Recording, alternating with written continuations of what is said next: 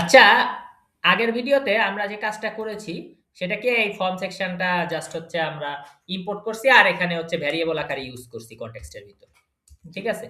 এখন আমাদের মেথডটা যদি পোস্ট হয়, পোস্ট মানে কি আমরা পরবর্তীতে লিখব। মানে ব্রাউজারের ওরা লিখবে। এটা নট অ্যাডমিন থেকে আগের থেকে লেখা থাকবে বা কিছু। এটা ব্রাউজারের ওরা পরে লিখবে। ঠিক আছে? তো পরে যদি লেখে তাহলে এই ফর্মটা ইউজ হবে if request.method equal to post। তাহলে কি হচ্ছে, তাহলে পোলাপান ফর্মের মধ্যে আমি তাহলে এই ডাটাটা আমার কি টাইপের ডাটা, request.post পোস্ট ডাটা। ঠিক আছে ভাই? এখন আমি ফরম ডট ইজ ভ্যালিড আগের বারে ক্রাডে করছিলাম। এবার আমার ফর্ম ভ্যালিড হওয়া বা নট ভ্যালিড হওয়ার শর্ত আছে। ঠিক আছে? যদি আমার ফর্মে ভুল কিছু আমি লিখি। ঠিক আছে? তাহলে এখানে কি আমি কোনো ভ্যালিডেটর ইউজ করছি? ক্রিকেটারে দেখেন আমার ভ্যালিডেটর ছিল যে ১ থেকে ১০ হওয়া লাগবে। কিন্তু এখানে যে কোনো আমি লিমিট লিখি নাই। এখানে কোনো লিমিট লিখি নাই। তার মানে কোনো ভ্যালিডেটর এখানে নাই। তাইলে যেটাই অধিক ১০০ বছর বয়স হইলেও তাকে নেওয়া হবে। তাহলে আমি ফর্ম ডট সেভ এখানে আর আমার ভ্যালিডেটর ইউজ করলাম না, কারণ এখানে ভ্যালিডেটরের কোনো ব্যাপার নাই। ঠিক আছে ভাই? তাহলে এটা হয়ে গেছে এবং আমার একটা মেসেজ দিতে হবে।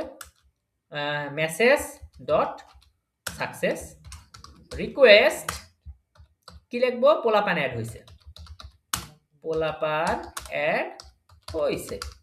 ওকে ভাই, রিটার্ন রিডাইরেক্ট টাইটেল, মানে এই জায়গায় আমাকে শো করবে।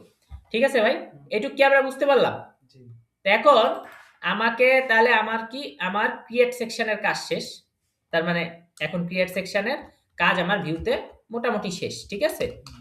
তাহলে ক্রিয়েট সেকশন, তাহলে এটা হচ্ছে আমার ক্রিয়েট সেকশন, এখান থেকে শুরু, তাই না ভাই? request.post এর পরের থেকে ক্রিয়েট সেকশন। তো ক্রিয়েট সেকশনে এটুক কাজ আমরা কি করে ফেললাম, যে মেথড যদি পোস্ট হয় তাহলে ফরমে হবে পোলাপান ফরম, কিন্তু ডাটা হবে request.post।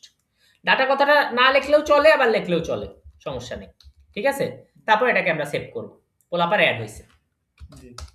ওকে, এটুক তো শেষ।